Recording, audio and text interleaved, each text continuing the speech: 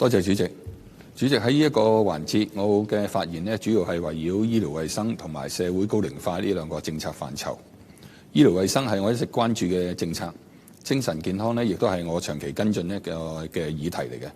我提倡透過地區康健中心進行基層精神健康嘅推廣、支援同埋轉介等等，早年已經獲得政府積極嘅回應。喺3個地區康健中心裏邊呢，推出先導計劃，同埋社區機構合作，為市民提供精神健康評估、及早跟進同埋轉介高風險嘅個案。我歡迎施政報告提出喺明年再增加6個中心，由具備心理學同埋輔導學等學歷背景同埋訓練嘅人員呢，提供跟進服務。另外，近年政府對於醫療衛生體系進行咗大刀闊斧嘅改革，提出一套針對系統深層次矛盾嘅組合拳，包括對公營醫療收費改革、減少浪費濫用、強化基層醫療服務、扭轉現時重治療輕預防嘅醫療體制同埋觀念等。呢一套組合拳係長期嘅工程，我樂見今年嘅施政報告繼續喺各方面深化，同時提出加強癌症預防同埋治療等，應對本港嘅頭號殺手。未來我期望政府繼續朝住能者共付、能者自付嘅方向，研究加強基層醫療同埋醫療保險嘅作用，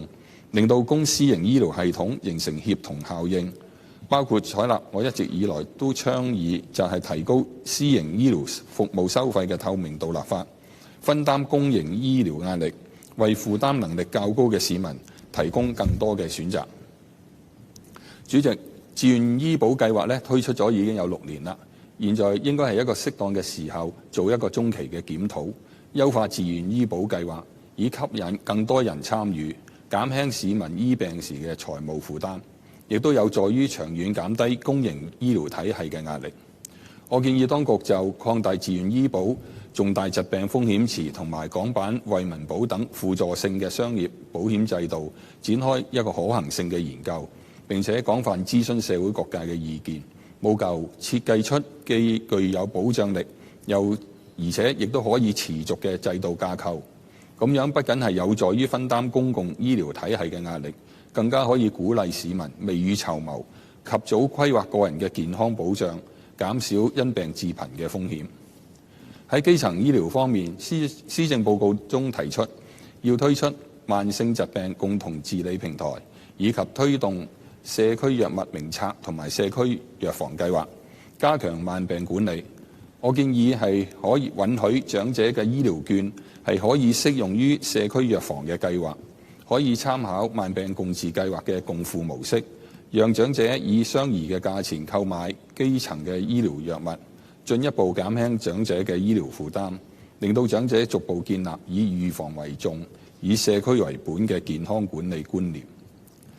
主席，我亦都長期關注一啲中產嘅養老議題，提出關注中產養老、構建高質量康養生態體系嘅議員議案，促請政府牽頭開展中產康養藍圖嘅研究，並且結合公私營資源同埋社會力量，從養老金融支持、樂齡科技應用、精神質素嘅提升、醫療資源互通、服務標準認證、權益保障管理等6大嘅方面，為中產養老提供更多嘅支援。我樂見政府喺今年嘅施政報告中提出成立社會高齡化對策工作組，同埋要促進市場推出跨境養老保險產品。社會高齡化對策工作組係繼促進銀發工作組之後，再跨部門就高齡化社會作出前瞻性、系統性嘅部署。實際上，一啲保險嘅企業已經將養老保險同埋養老社區結合，喺大灣區裏邊嘅城市投資運營養老社區，吸引港澳長者北上養老，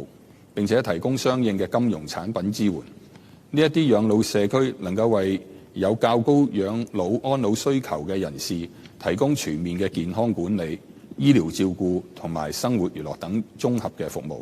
保障咗退休後嘅生活品質，令到港澳嘅長者可以實現優質享老。我期望當局未來可以協助並且推動有經濟能力而且有退休計劃嘅中產人士，將部分嘅養老安老服務交由大灣區裏邊一啲高端養老社區提供，為中產長者提供一個更加具性價比同埋可持續嘅選項。政府亦都可以為服務品質達到一定標準嘅大灣區裏邊嘅養老社區提供一啲資歷嘅認證，確保長者佢哋住得安心。同時，政府亦都可以推動喺大灣區裏邊有負責營運養老社區嘅保險企業，加大研發相關嘅保險產品或者年金產品嘅力度。港人購買咗一定年期嘅產品呢，退休之後就可以享有入住大灣區高端養老社區嘅資格。政府亦都同時可以為購買相關產品嘅港人提供一啲稅務嘅優惠，以具體嘅政策支持中產市民北上養老。本人謹此陳辭，支持致謝議案。